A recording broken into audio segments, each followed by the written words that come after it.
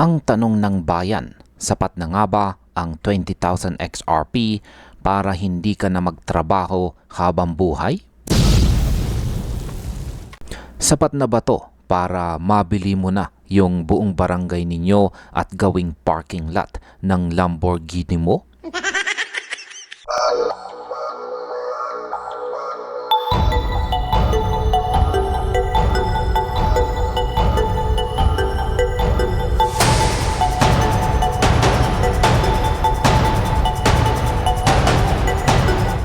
Sabi po ng expert na si Jake Clover, ang sagot ay isang malaking dumedepende. Pero bago po tayo mag-compute kung ilang isla ang mabibili natin, ilike po muna natin ang video na ito at syempre mag-subscribe.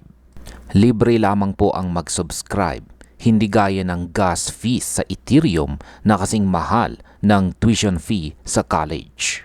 Let's go! Sino nga ba si Jake Clover?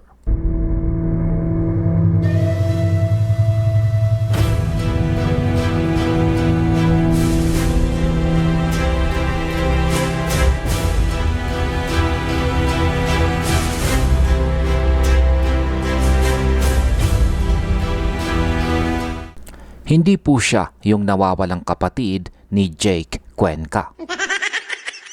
Siya ay isang crypto expert na naglabas ng math na nakakalaglag pa nga. Sabi niya, kung may 20,000 XRP ka, para ka na ring may winning lotto ticket na hindi mo lang alam kung kailan ang draw. Pakinggan ninyo itong mabuti. Kapag si XRP ay tumama sa presyong $100, ang 20,000 XRP mo ay sasabog at magiging $2 million yan. Sa peso, nasa 112 million pesos yan. Pwede ka nang mag-resign sa trabaho mo ngayon din. Sabihin mo sa boss mo, "Boss, resign na ako. Pakain mo na lang sa aso yung overtime pay ko." At hindi lang yan.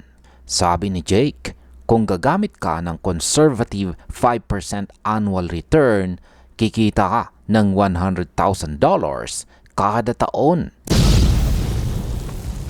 Yan po ay libreng 5.6 million pesos taon-taon na ikaw ay nakahiga lamang. Yung 20,000 XRP mo, nagiging gintong itlog na nangingitlog pa ng mas maraming ginto. Pero teka, may mas malala pa. What if magdilang anghel ang mga die-hard XRP fans at pumalo ito ng $1,000?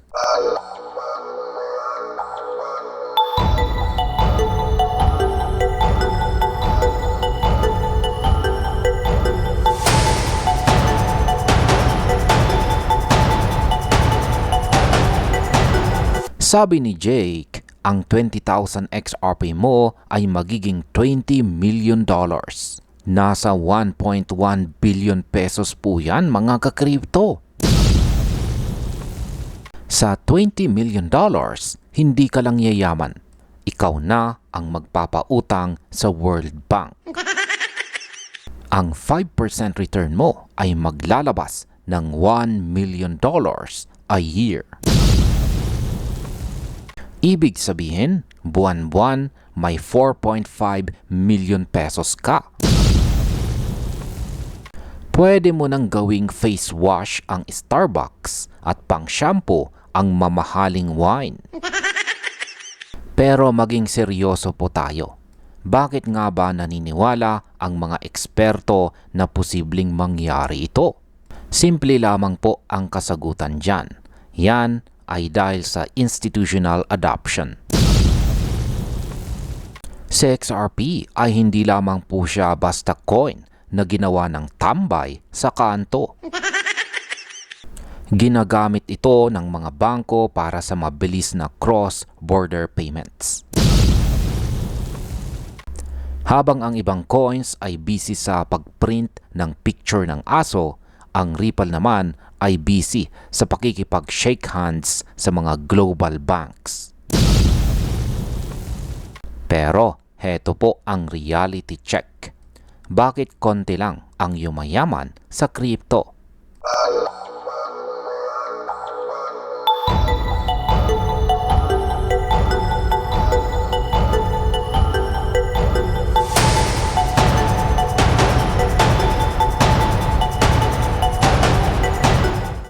Kasi po ang karamihan mahina ang loob. Konting dip lang, benta na agad.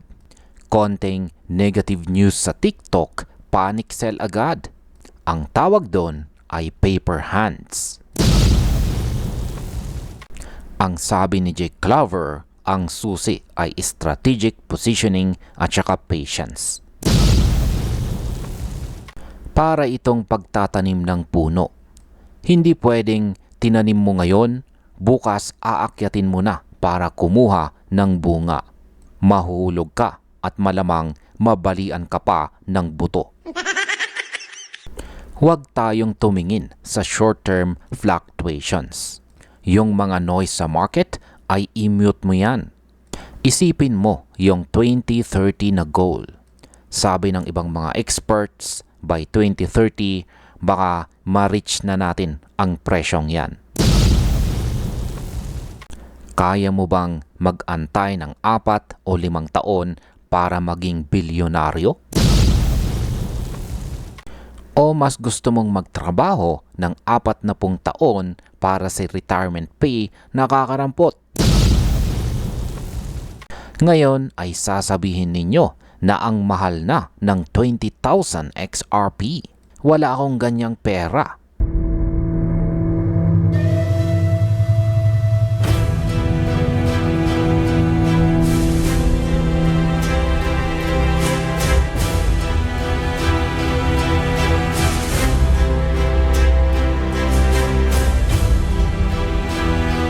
Ang masasabi ko dyan ay hindi mo naman kailangang bilhin lahat yan sa isang bagsakan. Gamitin natin ang strategy na DCA or dollar cost averaging.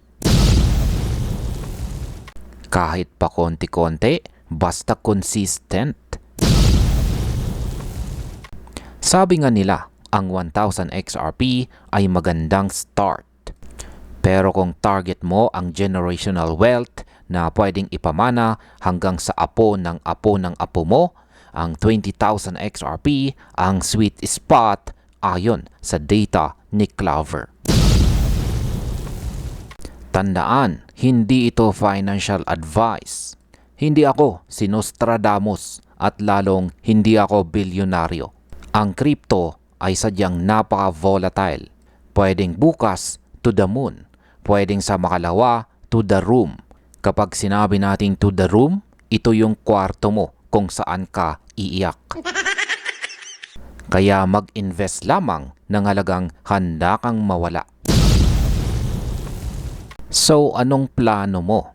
Itatago mo ba yung 20,000 XRP mo o ibebenta mo para pambili ng bagong iPhone na mawawalan din ng value next year? At hanggang dito na lamang po tayo sa video na ito mga ka-crypto. Maraming salamat sa panonood.